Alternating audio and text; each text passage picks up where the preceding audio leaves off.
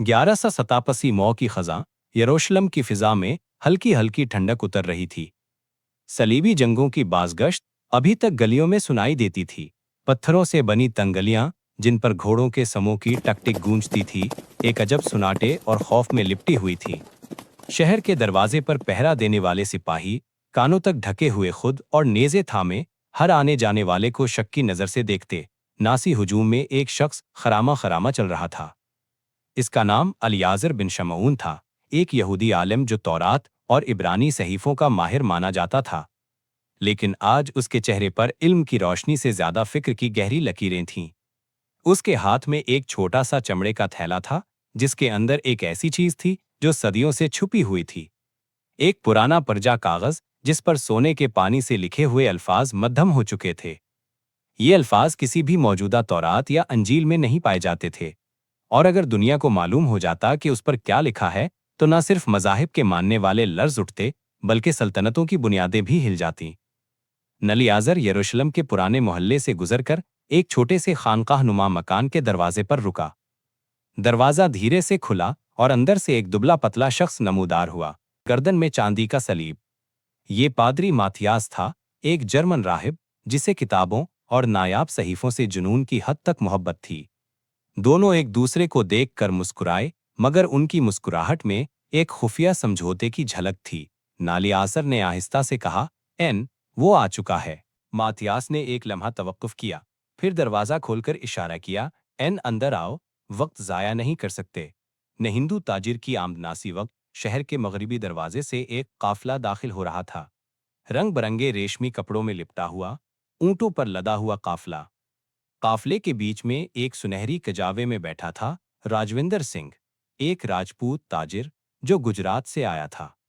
इसके साथ 5 सिपाही और पीछे एक बड़ा संदूक जिस पर सोने की पट्टियां जमी थीं। राजविंदर की शोहरत सिर्फ तिजारत तक महदूद नहीं थी, वो नायाब और मुकद्दस नवादरात खरीदता और बेचता था, चाहे वो बुद्ध मत के मुजस्मे हों, वेदों के पुराने नुस्खे या बाबुल के दौर के मिट्टी के कुतबे।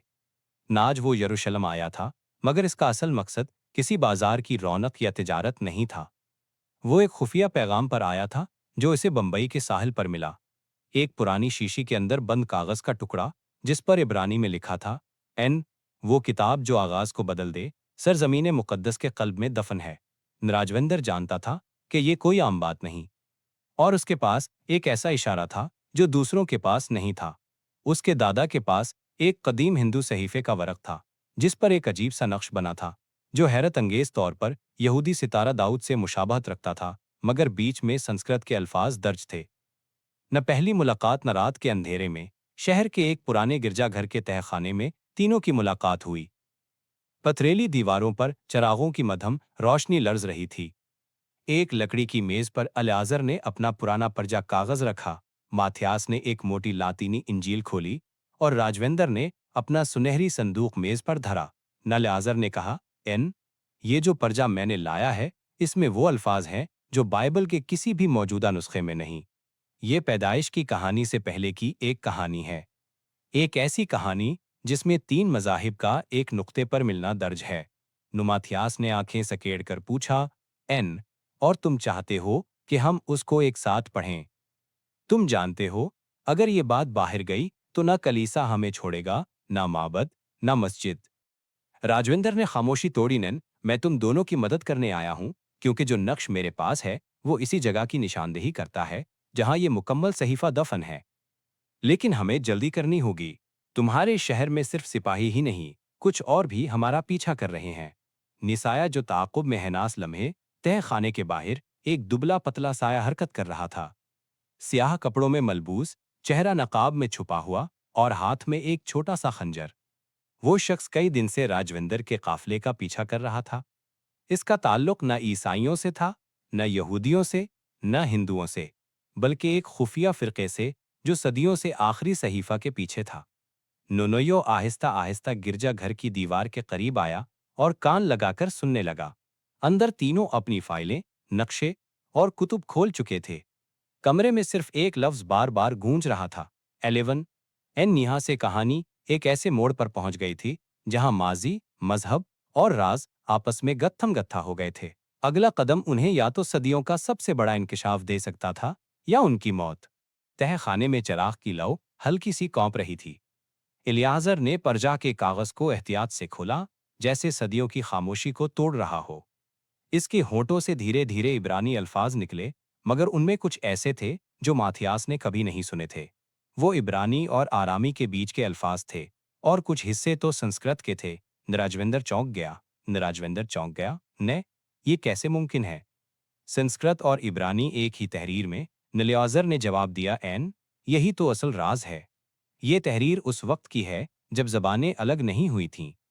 ये न सिर्फ एक मजहब की कहानी है, बल्कि सब मजाहिब के आगाज की झलक। नमाथियास ने कागज पर उंगली रखी। एन ये देखो, यहाँ लिखा है, जब रोशनी को पहली बार आवाज मिली तो 3 दरवाजे खुले, एक मशरिक की तरफ, एक मगरिब की तरफ और एक जुनूब की तरफ, और हर दरवाजे के पीछे एक मुहाफिज था। नराजवेंद्र ने अपने संदूक से वो सुनहरी तख्ता निकाला जिस पर उसके खानदान का कदीम नक्श था। नक्श में 3 दरवाजे बने हुए थे और बीच में एक दायरा, जिसके अंदर एक अजीब सा निशान जो सितारा दाऊद और हिंदू कमल का इम्तिजाज था। सफर का आगाजन तीनों ने फैसला किया कि इन्हें उस जगह जाना होगा जहां ये 3 दरवाजे मिलते हैं। कागज और तख्ता दोनों का मुवाजना करने पर यह बात वाज़े हुई कि ये मकाम बहरे मुर्दार के जुनूब में किसी पहाड़ी वादी में है। वही वादी जहां ज़माने कदीम में नब्ती कबीले बसते थे न, लेकिन वहां जाना आसान नहीं था। इलाके में सलीबी और अय्यूबी फौजों की गश्त थी और हर कदम पर खतरा। इसके अलावा वो साया जो पहले दिन से उनका ताक़ुब कर रहा था, अब करीब आ चुका था। न पहला हमलाहन काफिला रात के वक्त वादी की तरफ रवाना हुआ। आसमान पर चांद अबर में छुपा हुआ था और रेत पर ऊंटों के कदम मध्यम आवाज पैदा कर रहे थे। अचानक पत्थरों के पीछे से तीर बरसे। 2 सिपाही गिर पड़े और बाकी ने ढाले उठा लें। अंधेरे में नकाब पोश जाहिर हुए, हाथ में खंजर और कमान। उनके बाजुओं पर एक सुर्ख निशान बना था, एक आंख जो किसी सांप के हलके में थी। नेलेजर ने कांपती आवाज में कहा, एन ये अन नाजिरीन हैं वो फिरका जो सदियों से आखिरी सहीफा के मुहाफिजों को मारता आया है ताकि ये राज कभी जाहिर ना हो। निराजविंदर ने अपनी तलवार निकाली और माथियास ने खच्चर से एक पुराना सलीब नुमा हथियार उठा लिया। लड़ाई मुख्तसर मगर खूनी थी। 3 नकाब पोश मारे गए, मगर बाकी अंधेरे में गायब हो गए। न 3 दरवाजों का मकाम। न 3 दिन के सफर के बाद वो एक तंग घाटी में पहुंचे। घाटी के बीच में 3 गार थे, एक मशरिक की तरफ, एक मगरिब की तरफ और एक जुनूब की तरफ।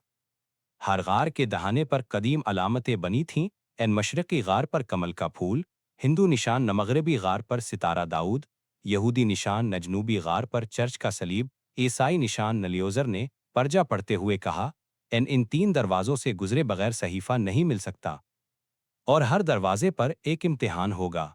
इम्तिहान ईमान। पहला दरवाजा, कमल का फूल। नराजविंदर ने गार में कदम रखा। अंदर अंधेरा और नमी थी। अचानक दीवारों पर संस्कृत में लिखाई जगमगाने लगी, सच की राह इस वक्त खुलती है जब तुम अपनी पहचान छोड़ दो। नराजविंदर ने अपना कीमती हार उतार कर जमीन पर रख दिया। इसी लम्हे एक पथरीली दीवार हट गई और रास्ता खुल गया। न दूसरा दरवाजा सितारा दाऊदनिया गार उल याजर के लिए था। अंदर इब्रानी में लिखा था, हकीकी आलम वो है जो अपनी आखिरी बात ना कहे। नलेजर ने अपने पर्जा का एक सफ़ा फाड़कर पत्थर पर रख दिया और दरवाज़ा खुल गया। न तीसरा दरवाज़ा चर्च का सलेब। न माथियास के सामने लातीनी में लिखा था, ईमान उस वक्त मुकम्मल होता है जब तुम अपनी जान दूसरों के लिए दे दो। न माथियास ने अपना खंजर अलियाजर के कदमों में रख दिया और दरवाज़ा खुल गया। नाखरी सहीफन तीनों रास्ते एक ही कमरे में जा मिले। कमरे के बीच में संगे मरमर का एक संदूक था। इसे खोलने पर अंदर एक मोटी किताब थी जिसके औराक सोने के पानी से लिखे थे।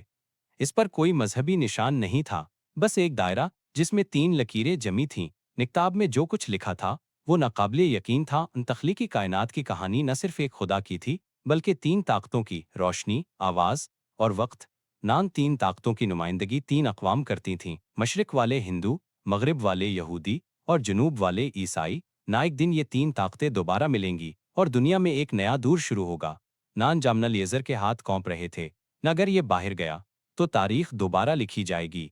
नराजवेंदर ने किताब बंद की। इस वक्त के लिए दुनिया तैयार नहीं। नमाथियास ने सर हिलाया, यहीं दफन रहने दो, जैसे सदियों से दफन है। नान्हों ने किताब वापस संदूक में रखी और कमरे के दहाने पर एक पथरीला दरवाजा बंद कर दिया। जैसे ही वो बाहर निकले, आसमान पर पहली किरण फूटी और वादी दोबारा खामोश हो गई। नान तीनों ने एक दूसरे से वादा किया कि इस राज का जिक्र कभी नहीं होगा।